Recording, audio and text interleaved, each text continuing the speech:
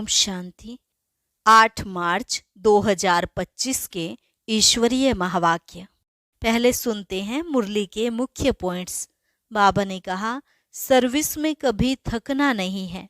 जो सर्विस नहीं करते, बुद्धि साफ नहीं है, तो फिर धारणा भी नहीं हो सकती।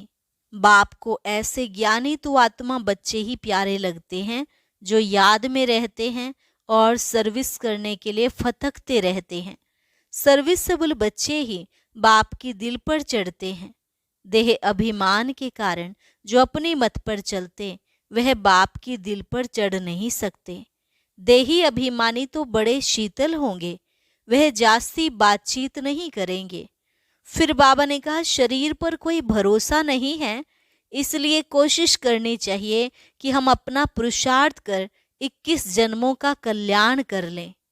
जो बाप का स्नेही होगा, उनका बोल चाल बड़ा मीठा होगा और वह बहुत सुखदायी होंगे। जो बाप को याद ही नहीं करते, उनको पिता स्नेही थोड़े ही कहेंगे। अगर कोई योग युक्त हो, ब्रह्मा भोजन बनाए, तो उसमें भी कल्याण है। भंडारे में बड़ी शांति हो जाए। और लास्ट में बाबा ने कहा, बाप को और पढ़ाई को छोड़ना, यह तो बड़े ते बड़ा आपघात है। अगर किसी बात में कोई समझाने दे तो गुस्सा नहीं आना चाहिए, शुक्रिया मानना चाहिए। कई तो देह अभिमान के कारण मुरली भी नहीं सुनते।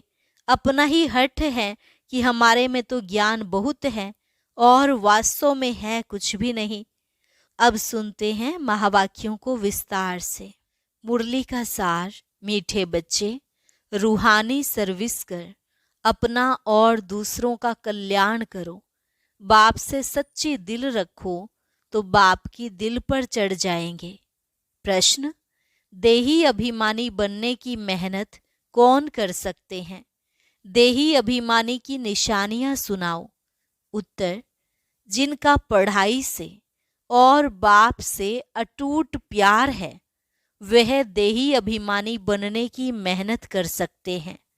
वह शीतल होंगे, किसी से भी अधिक बात नहीं करेंगे। उनका बाप से लव होगा, चलन बड़ी रॉयल होगी।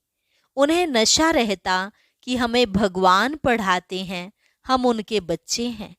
वह सुखदायी होंगे, हर कदम श्रीमत पर उठाएंगे। ओम शांति। बाबा ने कहा, बच्चों को सर्विस समाचार भी सुनना चाहिए। फिर मुख्य जो महारथी सर्विसेबल हैं, उन्हों को राय निकालनी चाहिए। बाबा जानते हैं, सर्विसेबल बच्चों का ही विचार सागर मंथन चलेगा। मेले व प्रदर्शनी की ओपनिंग किससे कराएं, क्या क्या पॉइंट्स सुनानी चाहिए। शंकराचार्य आदि अगर तुम्हारी इस बात को समझ गए तो कहेंगे, यहाँ की नॉलेज तो बहुत ऊंची है, इन्हों को पढ़ाने वाला कोई तीखा दिखता है। भगवान पढ़ाते हैं, वह तो मानेंगे नहीं।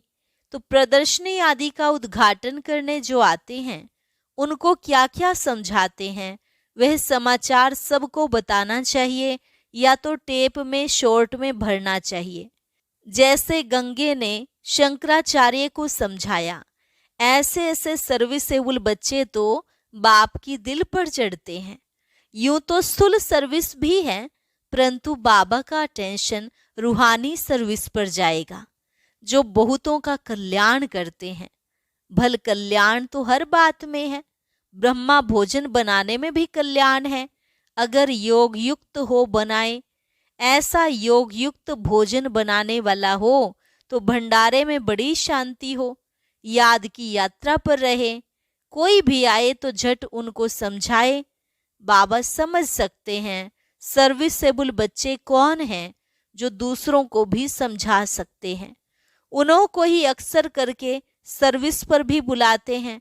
तो सर्विस करने वाले ही बाप की दिल पर चढ़े रहते हैं।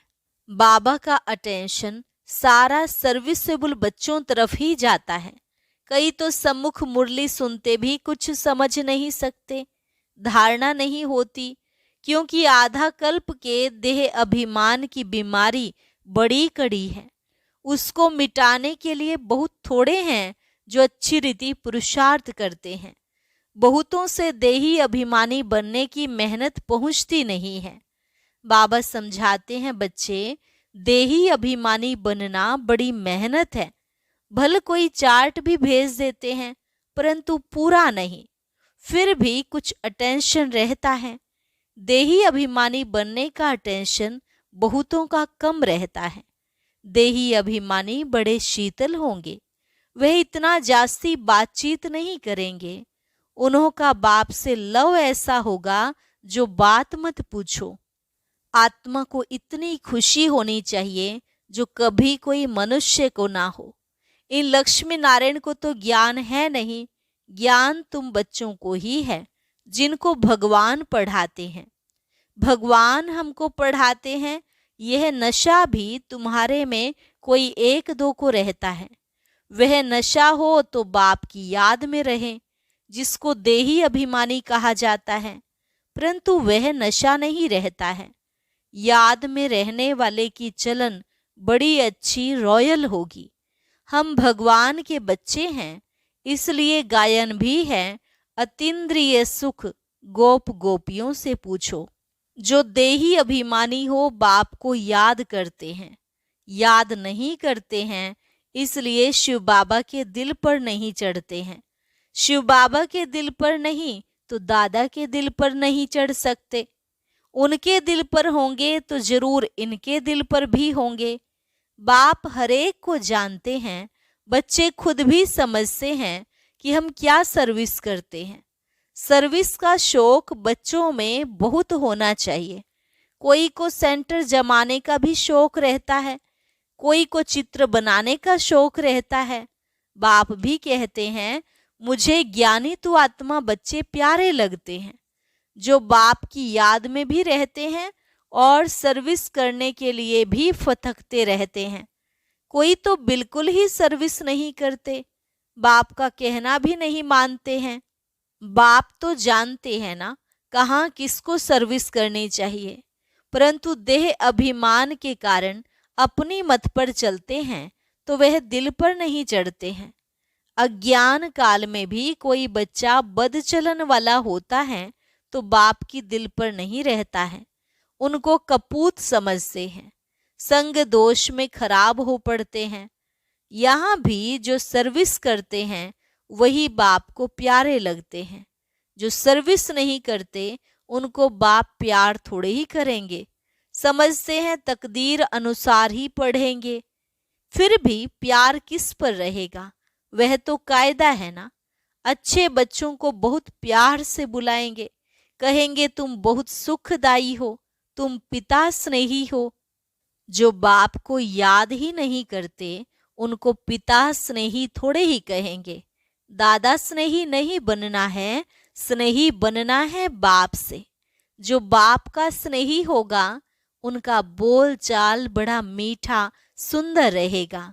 विवेक ऐसा कहता है, भल टाइम है परंतु शरीर पर कोई भरोसा थोड़े ही है। बैठे बैठे एक्सीडेंट हो जाते हैं, कोई हार्ट फेल हो जाते हैं, किसको रोग लग जाता है, मौत तो अचानक हो जाता है ना। इसलिए श्वास पर तो भरोसा नहीं है। नेचुरल कैलेमिटीज की भी अभी प्रैक्टिस हो रही है। बिगर टाइम बरसात पड़ने से भी नुकसान कर देती है। यह दुनिया ही दुख देने वाली है। बाप भी ऐसे समय पर आते हैं जबकि महान दुख है, रक्त की नदियां भी बहनी हैं। कोशिश करना चाहिए हम अपना पुरुषार्थ कर 21 जन्मों का कल्याण तो कर लेवे। बहुतों में अपना कल्याण करने का फुर्ना भी दिखाई नहीं पड़ता है। बाबा यहाँ बैठ मुरली चलाते हैं तो भी बुद्धि सर्विसेबल बच्चों तरफ रहती है। अब शंकराचार्य को प्रदर्शनी में बुलाया है, नहीं तो यह लोग ऐसे कहाँ जाते नहीं हैं। बड़े घमंड से रहते हैं तो उन्हों को मान भी देना पड़े, ऊपर सिंहासन पर बिठाना पड़े। ऐसे नहीं साथ में बैठ सकते हैं, नहीं, रिगार्ड उन्हों को बहुत चाहिए। निर्माण हो तो फिर चांदी आदि का सिंहासन भी छोड़ दे। बाप देखो कैसे साधारण रहते हैं, कोई भी जानते नहीं। तुम बच्चों में भी कोई विरले जानते हैं। कितना निरहंकारी बाप है। यह तो बाप और बच्चे का संबंध है ना। जैसे लौकिक बाप बच्चों के साथ रहते खाते खिलाते हैं, यह है बेहद का बाप। सन्यासियों आदि को बाप का प्यार नहीं मिलता है। तुम बच्चे जानते हो, कल्प कल्प हमको बेहद के बाप का प्यार मिलता है। बाप गुलगुल फूल बनाने की बहुत मेहनत करते हैं, परंतु ड्रामानुसार सब तो गुलगुल बनते नहीं हैं। आज बहुत अच्छे अच्छे, कल विकारी हो जाते हैं। बाप कहेंगे तकदीर में नहीं है, तो और क्या करेंगे। बहुतों की गंदी चलन हो पड़ती है, आज्ञा का उल्लंघन करते हैं। ईश्वर की मत पर नहीं चलेंगे तो उनका क्या हाल होगा। ऊंचते ऊंच बाप है और तो कोई है नहीं। फिर देवताओं के चित्रों में देखेंगे तो यह लक्ष्मी नारायण ही ऊंचते ऊंच हैं, परंतु मनुष्य यह भी नहीं जानते कि इन्हों को ऐसा किसने बनाया। बाप तुम बच्चों को रचता और रचना की नॉलेज अच्छी रीति बैठ समझाते हैं। तुमको तो अपना शांति धाम सुख धाम ही याद आता है। सर्विस करने वालों के नाम स्मृति में आते हैं। जरूर जो बाप के आज्ञाकारी बच्चे हैं उनके तरफ ही दिल जाएगी। बेहद का बाप एक ही बार आते हैं। वह लौकिक बाप तो जन्म जन्मांतर मिलता है, सतयुग में भी मिलता है, परंतु वहां यह बाप नहीं मिलता है। अभी की पढ़ाई से तुम पद पाते हो, यह भी तुम बच्चे ही जानते हो कि बाप से हम नई दुनिया के लिए पढ़ रहे हैं। यह बुद्धि में याद रहना चाहिए। है बहुत सहज। समझो बाबा खेल रहे हैं, अनायास कोई आ जाते हैं तो बाबा झट वहां ही उनको नॉलेज देने लग पड़ेंगे। बाप आए हैं पुरानी दुनिया को नई बनाने, राजयोग सिखलाते हैं। भारतवासियों को ही सिखलाना है। भारत ही स्वर्ग था जहां इन देवी देवताओं का राज्य था। अभी तो नरक है, नरक से फिर स्वर्ग बाप ही बनाएंगे। ऐसी ऐसी मुख्य बातें याद कर कोई भी आए तो उनको बैठ समझाओ तो कितना खुश हो जाए। सिर्फ बोलो बाप आया हुआ है। यह वही महाभारत लड़ाई है जो गीता में गाई हुई है। गीता का भगवान आया था, गीता सुनाई थी किस लिए? मनुष्य को देवता बनाने। बाप सिर्फ कहते हैं मुझ बाप को और वर्षे को याद करो। यह दुख धाम है। इतना बुद्धि में याद रहे तो भी खुशी रहे। हम आत्मा बाबा के साथ जाने वाली हैं शांति धाम। फिर वहां से पार्ट बजाने आएंगे पहले पहले सुख धाम में। जैसे कॉलेज में पढ़ते हैं तो समझते हैं हम यह पढ़ते हैं, फिर यह बनेंगे, बैरिस्टर बनेंगे, वो पुलिस सुपरिटेंडेंट बनेंगे, इतना पैसा कमाएंगे, खुशी का पारा चढ़ा रहेगा। तुम बच्चों को भी यह खुशी रहनी चाहिए। हम बेहद के बाप से यह वर्षा पाते हैं, फिर हम स्वर्ग में अपने महल बनाएंगे। सारा दिन बुद्धि में यह चिंतन रहे तो खुशी भी हो, अपना और दूसरों का भी कल्याण करें। जिन बच्चों के पास ज्ञान धन है उनका फर्ज है दान करना। अगर धन है दान नहीं करते हैं तो उन्हें मनहूस कहा जाता है। उनके पास धन होते भी जैसे कि है ही नहीं। धन हो तो दान जरूर करें। अच्छे अच्छे महारथी बच्चे जो हैं वह सदैव बाबा की दिल पर चढ़े रहते हैं। कोई कोई के लिए ख्याल रहता है यह शायद टूट पड़े। सरकमस्टांस ऐसे हैं, देह का अहंकार बहुत चढ़ा हुआ है। कोई भी समय हाथ छोड़ दे और जाकर अपने घर में रहे। भल मुरली बहुत अच्छी चलाते हैं, परंतु देह अभिमान बहुत है। थोड़ा भी बाबा सावधानी देंगे तो झट टूट पड़ेंगे। नहीं तो गायन है, प्यार करो चाहे ठुकराओ। यहाँ बाबा राइट बात करते हैं तो भी गुस्सा चढ़ जाता है। ऐसे ऐसे बच्चे भी हैं। कोई तो अंदर में बहुत शुक्रिया मानते हैं, कोई अंदर जल मरते हैं। माया का देह अभिमान बहुत है। कई ऐसे भी बच्चे हैं जो मुरली सुनते ही नहीं हैं, और कोई तो मुरली बिगर रह नहीं सकते। मुरली नहीं पढ़ते हैं तो अपना ही हठ है, हमारे में तो ज्ञान बहुत है और है कुछ भी नहीं। तो जहाँ शंकराचार्य आदि प्रदर्शनी में आते हैं, सर्विस अच्छी होती है, तो वह समाचार सबको भेजना चाहिए, तो सबको मालूम पड़े कैसे सर्विस हुई, तो वह भी सीखेंगे। ऐसी ऐसी सर्विस के लिए जिनको ख्यालात आते हैं, उनको ही बाबा सर्विसेबल समझेंगे। सर्विस में कभी थकना नहीं चाहिए, यह तो बहुतों का कल्याण करना है। बाबा को तो यही होना रहता है, सबको यह नॉलेज मिले, बच्चों की भी उन्नति हो। रोज मुरली में समझाते रहते हैं, यह रूहानी सर्विस है मुख्य, सुनना और सुनाना है। शौक होना चाहिए, बैज लेकर रोज मंदिरों में जाकर समझाओ, ये लक्ष्मी नारायण कैसे बने, फिर कहाँ गए, कैसे राज्य भाग्य पाया। मंदिर के दर पर जाकर बैठो, कोई भी आए बोलो, यह लक्ष्मी नारायण कौन है, कब इन्हों का भारत में राज्य था। हनुमान भी जूतियों में जाकर बैठता था ना, उसका भी रहस्य है ना। तरस पड़ता है। सर्विस की युक्तियां बाबा बहुत बतलाते हैं, परंतु अमल में बहुत कोई मुश्किल लाते हैं। सर्विस बहुत है, अंधों की लाठी बनना है। जो सर्विस नहीं करते, बुद्धि साफ नहीं है, तो फिर धारणा नहीं होती है। नहीं तो सर्विस बहुत सहज है। तुम यह ज्ञान रत्नों का दान करते हो, कोई साहूकार आए तो बोलो हम आपको यह सौगात देते हैं, इनका अर्थ भी आपको समझाते हैं। इन बैजेस का बाबा को बहुत कदर है, और किसको इतना कदर नहीं है। इनमें बहुत अच्छा ज्ञान भरा हुआ है, परंतु किसकी तकदीर में नहीं है, तो बाबा भी क्या कर सकते हैं। बाप को और पढ़ाई को छोड़ना, यह तो बड़े ते बड़ा आप घात है। बाप का बनकर और फिर फारकती देना, इन जैसा महान पाप कोई होता नहीं, उन जैसा कमबख्त कोई होता नहीं। बच्चों को श्रीमत पर चलना चाहिए ना। तुमको बुद्धि में है कि हम विश्व के मालिक बनने वाले हैं, कम बात थोड़ी ही है। याद करेंगे तो खुशी भी रहेगी, याद न रहने से पाप भस्म नहीं होंगे। अडोप्ट हुए तो खुशी का पारा चढ़ना चाहिए, परंतु माया बहुत विघ्न डालती है, कच्चों को गिरा देती है।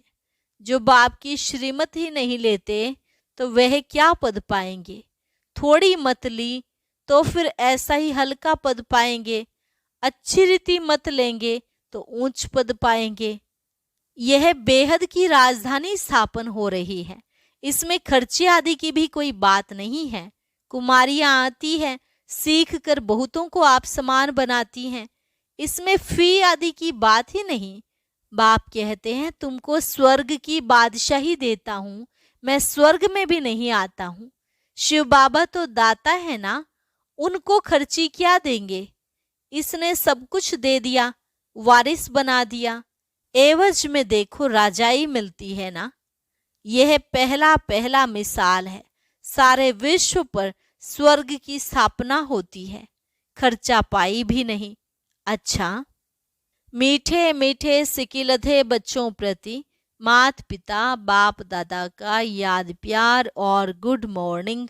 रूहानी बाप की रूहानी बच्चों को नमस्ते, रूहानी बच्चों की रूहानी बाप दादा को नमस्ते नमस्ते, गुड मॉर्निंग। धारणा के लिए मुख्य सार। पहली पॉइंट, पिता स्नेही बनने के लिए बहुत बहुत सुखदायी बनना है। अपना बोल चाल बहुत मीठा रॉयल रखना है, सर्विसेबल बनना है, निरहंकारी बन सेवा करनी है। दूसरी पॉइंट, पढ़ाई और बाप को छोड़कर कभी आपघाती महापापी नहीं बनना है। मुख्य है रूहानी सर्विस, इस सर्विस में कभी थकना नहीं है। ज्ञान रत्नों का दान करना है, मनहूस नहीं बनना है। वरदान, सदा निज धाम और निज स्वरूप की स्मृति से उपराम न्यारे प्यारे भव। सदा निज धाम और निज स्वरूप की स्मृति से उपराम न्यारे प्यारे भव। निराकारी दुनिया और निराकारी रूप की स्मृति ही सदा न्यारा और प्यारा बना देती है। हम हैं ही निराकारी दुनिया के निवासी, यहाँ सेवा अर्थ अवतरित हुए हैं। हम इस मृत्यु लोक के नहीं लेकिन अवतार हैं। सिर्फ ये छोटी सी बात याद रहे तो उपराम हो जाएंगे। जो अवतार न समझ गृहस्थी समझते हैं तो गृहस्थी की गाड़ी कीचड़ में फंसी रहती है। गृहस्थी है ही बोझ की स्थिति और अवतार बिल्कुल हल्का है। अवतार समझने से अपना निजी धाम निजी स्वरूप याद रहेगा और उपराम हो जाएंगे। स्लोगन: ब्राह्मण वह है जो शुद्धि और विधि पूर्वक हर कार्य करे। ओम शांति। अब आज का अव्यक्त इशारा और ज्ञान मोती भी अवश्य सुने।